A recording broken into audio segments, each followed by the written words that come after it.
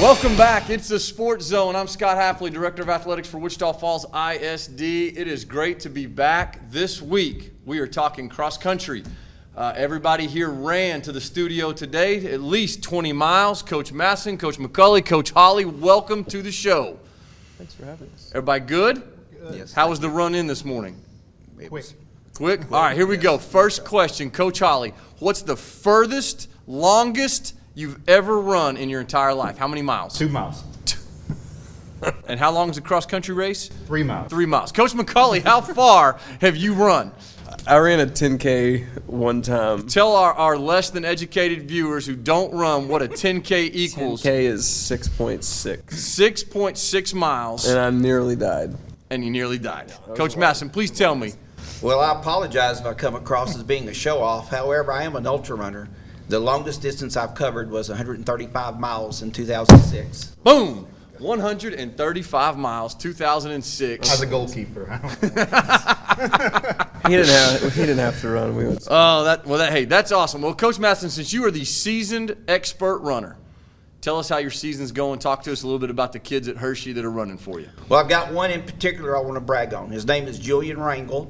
It's been since 1988 since I've had a young man work this hard all summer.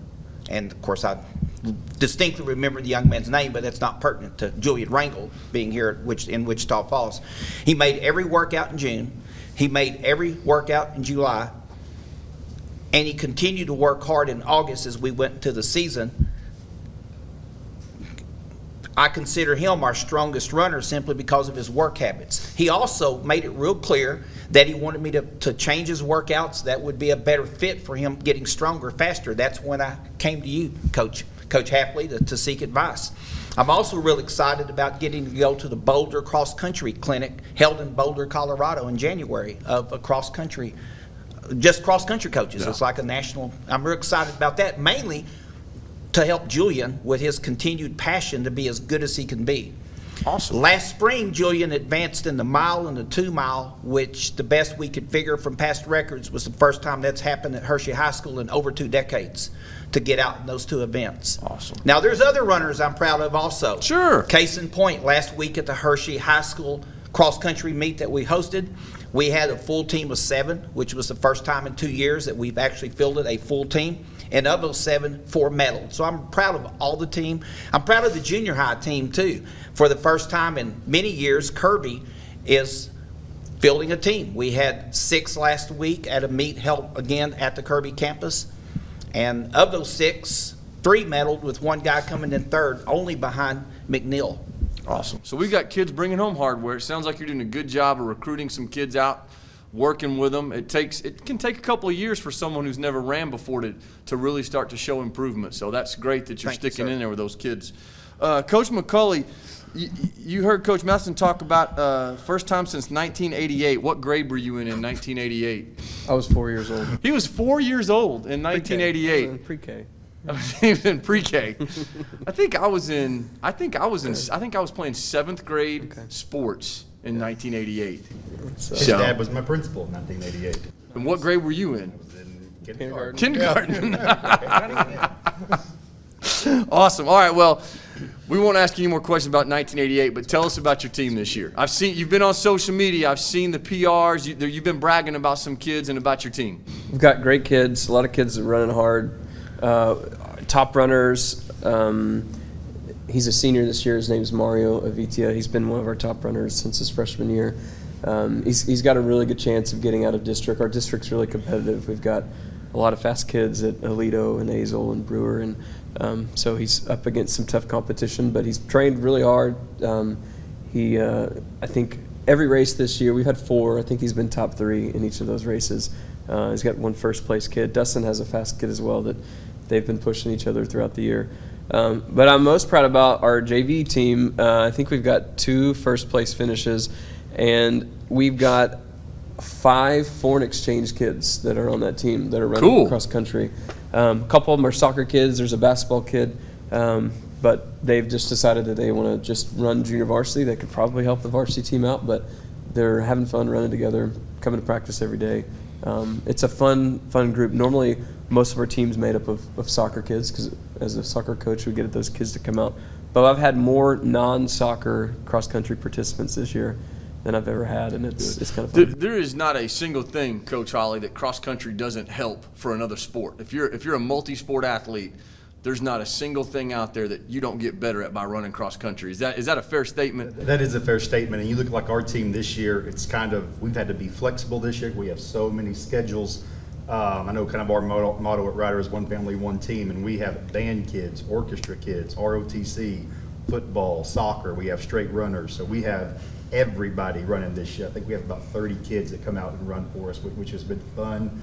And to blend all their schedules and let them do everything they want to do in high school, which I think is important for them, and run cross country and be successful in the meets has been awesome. It's been fun watching these kids compete this year. Great. And tell everybody, tell our viewers about your team. How have things gone so far this year? We've done very well. We've won the 4 meets we've been in this year. And we've stayed kind of in the county and the city and competed with the schools here, with Old High and Burke and Hershey and all that, and some good schools. We've had some Lubbock schools come in, which is awesome. We've done well with them.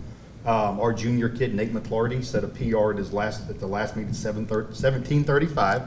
And then Eduardo Serna, which is one of our better soccer players, is just running this year. It's his senior year, first time to run. And he won a meet in Burke and has finished second or third in the other meets. So awesome. And our team, Patrick, we were looking at times the other day, our teams have a good chance. We can maybe, with Brewer and Azle, we can push them. I think our district meet will come down to that day to see what teams get out. Good. And when is our district meet? October 15th. Let's see. Is that in Aledo this year? Fort Worth. Which Brewer. Okay, Fort Worth Brewers hosting. So we're at the Park and White Settlement. Coach, now we host the. We do. October 14th at the Kirby campus. That's right. We get to host the 4A cross country Yes, meet, sir. so you get to run on your turf. That's great. So, You say that's great, Coach, but my runners tell me they prefer the course at McNeil. It's flatter. I'm like, you got to step up because regionals has a tough hill. Well, I was you know what? I was gonna ask this because all of y'all have had different runners at different times make it to Lubbock. The kids run the same course that I ran, and I was on I had a great group of guys that I ran with in high school at Boswell. We had they had a 4-year run. I was a part of 3 of those years. We went to the state meet every year. I was not, by any means, I'm not going to tell a fish story. I was probably number 5, number 4, number 5 on that group. But that hill in Lubbock is legitimate. So each of you give a little rundown on the regional meet, because Lubbock, I think, is probably the toughest regional course in the state of Texas. Just right down the road, Coach Holly and then McCulley, and tell us about it. With Lubbock, it's actually, so the course, we have found a YouTube video of the course, somebody kind of driving it, and we show our guys, we get them in Coach Ward's room, set them up on the video, and we show them the course. We show them the hill and all that, and our guys, so they know going in, they kind of see it. But last year with Nate, he said he's watched that thing about 20 times, and he goes, Coach, watching that video was not like that hill on the video. So he had a good time with it, but it is a tough course. Coach McCulley, what do you think about the course in Lubbock?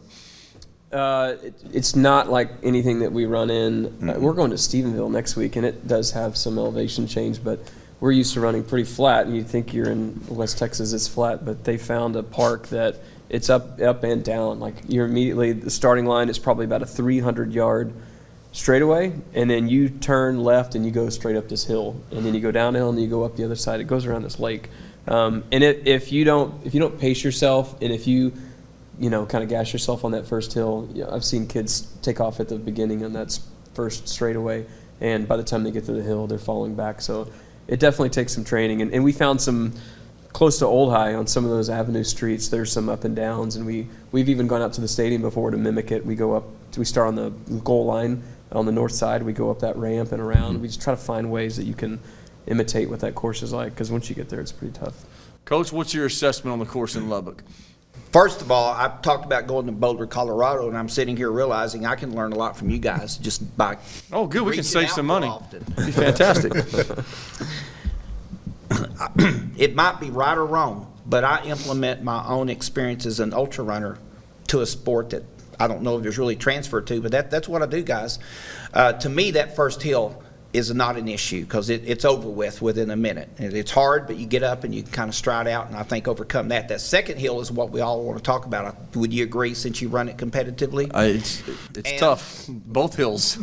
I've tried to use it as a positive, meaning one of our summer workouts was to start at the very bottom of the Kirby campus that's by the Boys and Girls Club and go all the way nonstop as far as we could toward a church to get that gradual, constant uphill, not steep, but just that constant up.